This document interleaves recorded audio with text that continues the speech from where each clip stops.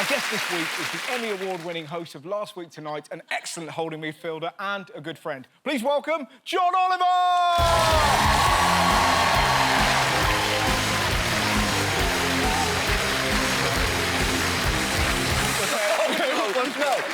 What's happening, Snake? I'm not doing What's that. happening, I'm Snake? not doing that handshake.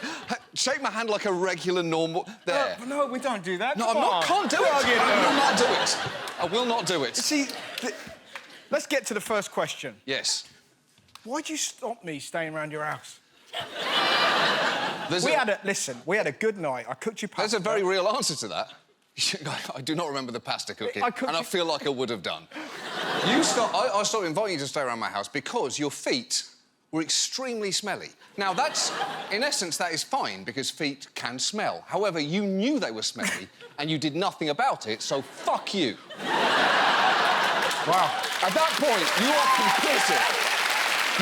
At that point, I wasn't angry with your feet, I was angry with you. Your feet are disgusting. They were disgusting. Look at those. You're famous and rich. That's inexcusable. What is that? I can smell... I'm getting wafts when you move your foot from here. I don't want to stay around your house There's a anymore. fishy cheese to your feet. There's a fucking attitude to you. How are you? Fine, thanks, mate.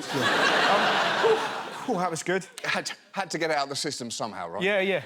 Well, it's so cool that you're on the show. It's going to be weird, because I'm going to have to ask you serious questions. Yeah, we'll see how that goes. But what's it like in America? How are you finding it? Well, it's my home, right? So that is my home. Yeah. I love it there, so I would rather that my home was not in kind of emotional flames. Yeah. So it's very sad watching the news in depth and in detail, because most people don't have time... Yeah. You know, to look at how bad things actually are. And unfortunately, if you do and you realise the depth of despair that we actually should be in, then it's not ideal on a human emotional level. But writing jokes about it is nice, because at least it feels like you're doing something with your sadness. Yeah. Do you ever feel like, oh, it's too much, let's just have a fun week? Like, do you know what I mean? Like, because doing this for, like, 14 weeks, there's just been times where you're like... Oh, 14 weeks? Oh, I did it for 14 weeks? I can't believe it! It's just over 3 months. Do you know how you... Oh, no! No, yeah. Do you know how you fight hate? You fight hate with love. I've got a present here for you. Have you really? Yeah. I tell you, I nearly came off on your chair there. Well, there's a better way of putting it than that. Hey, I can still do that. Wait, is this real? Of course it's very, real. very light. It's not Gwyneth Paltrow's head. 7. Yeah. It's something that's going to bring joy to your heart. We'll see about that. We'll definitely see about that. You're going to cry a river. Ooh. Oh, we see, now that is nice.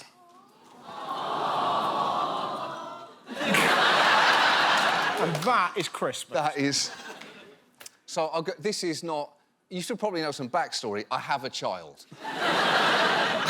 Yeah, we haven't explained that. Otherwise, you could say, he likes kids' clothes. or does he like a really tight shirt? Because he doesn't look like he has the physique to carry that off. That's very... I appreciate that, and that is my son's surname, because it's also my surname, and that's how hereditary name succession works.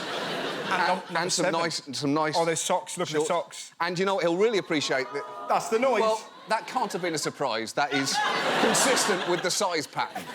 I tell you this is very nice. I don't think you'll be able to use this. Right, I thought I'd walk him around yesterday. I thought I'd walk him around London, see people for him to look at, and he's just started saying... He likes saying hi to anyone that he sees. He was just saying hi on the street, and this quite rough guy opened a door for him, and it was a quintessentially London moment. He said hi, and then bye, and the guy went, he's a cheerful kid, isn't he? Well, he's 2. He's starting to repeat words back, and he lives in America, where that word is not as charming as it is here. So you've just planted a kind of time delay hand grenade on me. But that is very nice. I actually appreciate that. Talking about man swearing in the street, how do you find it being an outsider to American culture? How commenting so starkly on them, how does that go down? Well, it helps... I mean, I think it always helps to be an outsider in comedy, right? It helps to have... So, like, the moment I open my mouth, it's clear that I, you know, did not belong there, necessarily. Yeah. But as, you know, I've been there over a decade now, And so it's my home, so there's not quite that sense of... I've got skin in the game, you know, I've got an emotional investment in America and what it is as a country, so... Well, but that's the interesting thing. With your comedic rage, there is... and you've always had this, it's that desire to make things better, to find hope and to try and, you know, like the amount of things you've done, good things you've done on your show, it isn't just, it's all shit and then piss off. It's like, come on. Well, when we do our long stories, like if we're talking for 20 or sometimes 30 minutes about a story, that is a long time to not get to some suggestion of a solution. Yeah. Because if you're kind of guiding people through these incredibly depressing stories and then you get to 20 minutes to say, anyway, good night, they go, what is this show and why am I watching it? So we try and put a story arc on it so that it can end somewhere that if it isn't hopeful, it's at least practical. So you're famous for doing big stunts. What's your favourite? Probably the dumbest stuff that we've done is the most exciting as a comedian, right? Yeah. You know, that if something is irresponsibly silly at its scale, there's kind of nothing that makes you happier than that. Yes. So we made an entire Supreme Court for dogs.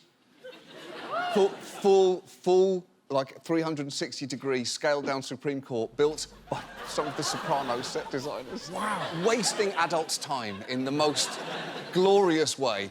And had dogs with fake paws and costumes, and then uploaded all the footage to the internet. That was my first sense of thinking, if they're going to say that we can do anything, let's see what anything really means. And did you have to cast... Was it someone's job to cast all the dogs? Yes, it was. And that is a fucking great question. Yes. Yeah. So, it was. And so it was like a casting board. And so then you'd cast bulldogs and say, well, that one looks a bit goofy. That one's sad in a non-usable way. How about this bulldog? Well, you know, he couldn't get here from 5 states away. Well, I want him. Get him on a plane. We tried to get Grumpy Cat for... do you know Grumpy Cat? I know, yeah. Yeah. Well, hold your whoop, because Grumpy Cat has nothing but a bunch of thugs around it, as far as I'm concerned. We said, could we get Grumpy Cat in for something? This was years and years ago. Yeah. And I wish I could remember how much it was, but it was an absolutely unbelievable amount of money it would have taken. And I think Grumpy Cat required 5 airplane seats. And you think, Grumpy Cat needs 1, because it needs the person it's flying with and then the lap.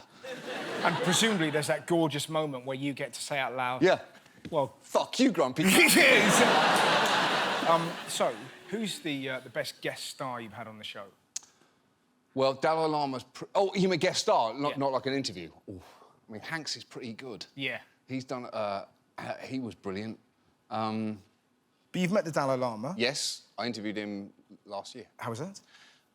Well, I did it in India, in his compound, so it's hard to get there, and, you know, you're walking up a mountain to speak to him, and it's odd, because there's a discrepancy between the sheer reverence of monks that are walking up mountains to speak to him and me knowing that I'm going to kind of try and make fun of him, which is odd, because there's a distance with someone who is of that stature, but he's very aware of it, so he likes to punctuate any situations with comedy, so he tickled me.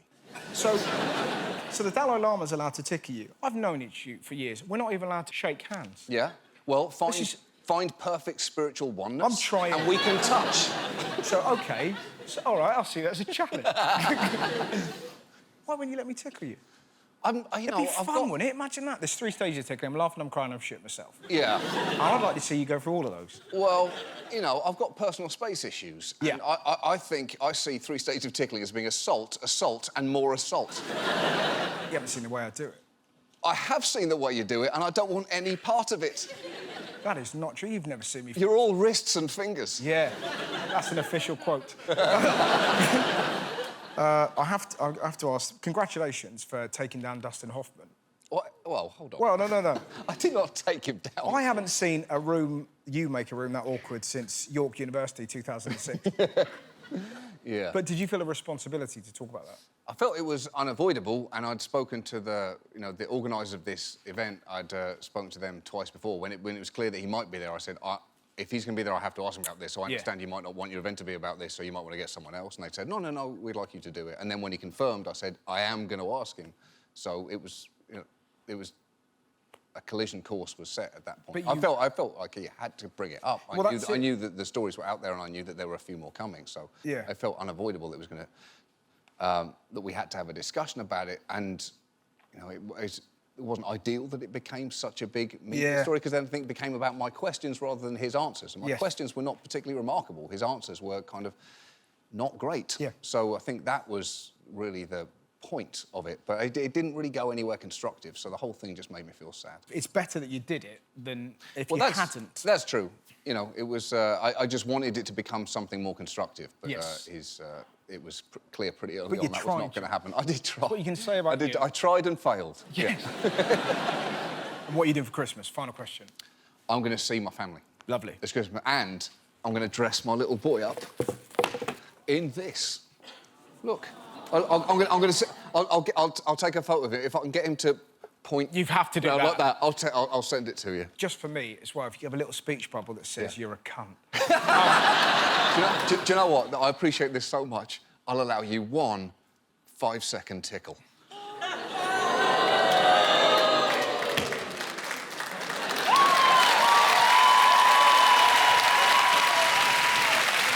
You talk a big game. I'm regretting this. No. All right. Thing about your tickle, you start slow. You build that tickle up. This thing is about to get giggly. I thought this would be a nice, coherent way out of the interview, and now I'm thinking it wasn't worth it. I'm gonna tickle like you ain't never been tickled. Oh, yes. Ready? Ready? Go. Right, ready? Just... All right. Hey, yeah, let's sort out a safe word in case I get going. The Dalai Lama. The Dalai Lama. Ready? Yeah. You ready, sugar? Yeah. Just do it. I cannot promise you I'm not going to knee you in the balls.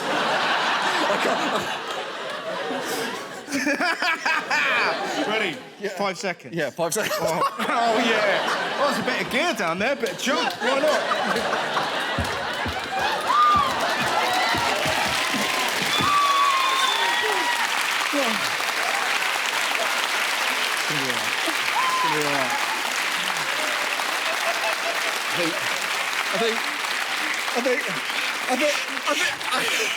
I think we both knew it was going to end like this.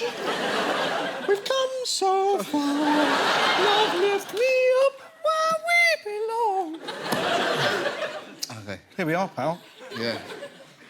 Do you throw to a commercial break after this, or do you just apologise? We just, That was not part of the deal. 5 seconds of tickling, don't push it. Just go with it, man. I mean, if this doesn't go viral, fucking nothing.